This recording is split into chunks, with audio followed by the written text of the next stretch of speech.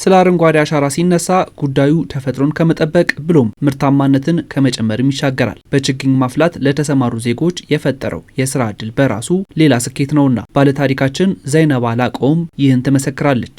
እኔ ከዚህም በፊት ያው እኔ ቤት መቤት ነኝ፣ ስራም አልሰራም መቤት ነኝ፣ ልጆች ነው እንትንምለው። ግን እዚህ ስራ ከተጀመርኩ በኋላ ጥሩ ነው ማለትም ተጋግዘን አንዳንድ ነገሮችን እንደፈለግን እናወጣለን ማለት ነው። ተጠቃሚ ነን። ተደራይተን ነው እዚህ ጋር የጀመርነው። ከሰራን ያው 9ኛ ዓመታችን ነው። ወደ 10 እየሄድን ነው። ችግኝ በማፍላት ምርጥ ዘር አቮካዶ፣ የተለያዩ ችግኞች በማፍላት ነው እያፈላን ለምርጥ ለአርሶ አደሮች ለገበሬዎች ነው የምናከፋፍለው። እየመጡ ተጠቃሚ ናቸው። እኛ ጋር እየወሰዱ ይዘራሉ ማለት ነው፣ ይተክላሉ እና ጥሩ ላይ ነው ያለው። 14 መስራች አባላትን የያዘው ጉደቶ መስኖ ህብረት ስራ ማህበር በችግኝ ማፍላት የገቢ ምንጩን እያሳደገ ይገኛል። ስንጀምር ምንም ነገር የለም፣ ባዶ ጫካ መንጥረን ነው የተደራጀ ነው። ማንም የለም ነበር። 20 ሆነን የተደራጀ ነው። ከ20ው 14 ቀርተናል። አሁን 14 እና ባሎቹ ግን ያው ጥሩ ላይ ነው ያለ ነው። ገቢያችን ያው እየሰራን እየዘራን ያለ ችግኙን ፍሬውን እየዘራን እያሳደግን እያዳቀልን ለገበሬ እያከፋፈልን ነው ማለት ነው። አንደኛ አቮካዶ ላይ ነው የምንሰራ፣ ምርጥ አቮካዶ።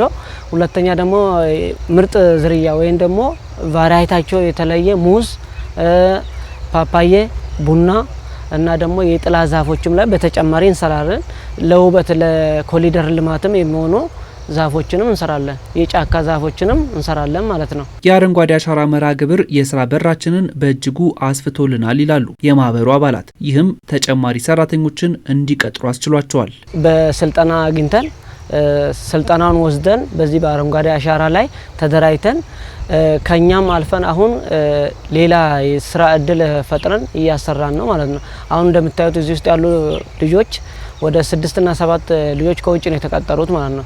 የስራ እድልም ለአካባቢያችን ፈጥረናል ማለት ነው። አቮካዶ የተለያዩ ችግኙ የዛፎች ችግኝ እየሰራን ያው እንሸጣለን። ገበያችን ጥሩ ነው ማለት ነው። አረንጓዴ አሻራ ለኛ ተጠቃሚ ነን። ቀጣይ ደግሞ ከዚህ የተሻለ ሰርተን ለመለወጥ ሀሳብ አለን። እንግዲህ ከዚህ የበለጠ ለማምረት የተሻለ ነገር ብለን እናስባለን። በኦሮሚያ ክልል የምስራቅ ሸዋ ዞንም በዘንድሮ የአረንጓዴ አሻራ መርሃ ግብር ከ270 ሚሊዮን በላይ ችግኞችን ለመትከል ዝግጅት መደረጉ ተመላክቷል። የጽድቀት መጠንን ለመጨመር ብሎም ለምግብነት የሚውሉ ምርቶችን ለማምረት ልዩ ትኩረት ተሰጥቶታል ያለው የዞኑ ግብርና ጽሕፈት ቤት ነው። በዘንድሮ ዓመት እኛ ወደ 270 ሚሊዮን ችግኝ ነው እንተክላለን ብለን ያቀርነው።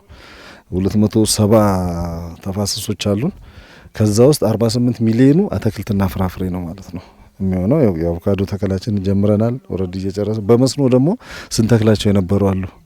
አሁን ቡና እንደ ዞናችን አዲስ ነው፣ ወደ መስኖ ድሪፕ ኢሪጌሽን ቴክኖሎጂውን አዘምነን በዛ መልክ ነው ለመሄድ እያሰብን ያለ ነው። ውጤቱ ጥሩ ነው። በምርት አሁን ምንድነው ጥራት ላይ መስራት ያስፈልገናል።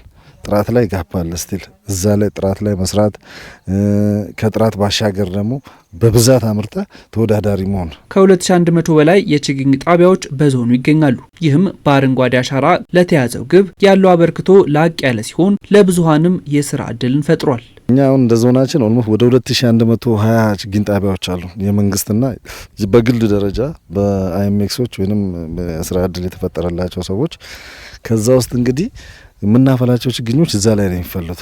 ሁለተኛ በኢንቨስትመንት ደረጃ ያሉ ችግኝ ጣቢያዎች አሉ፣ እነሱንም እንጠቀማለን። የስራ እድል ፈጠራው እንግዲህ ከዚህ ይጀምራል። ታች ከነርሰሪ ከችግኝ ጫባ ጀምረ እስከ ተከላ ጊዜ ሰው እየቀጠርክ እያሰራ የስራ እድል እየፈጠርክ እያደራጀ እንዲጠቀሙ ያረክ ነው የምታልፈው።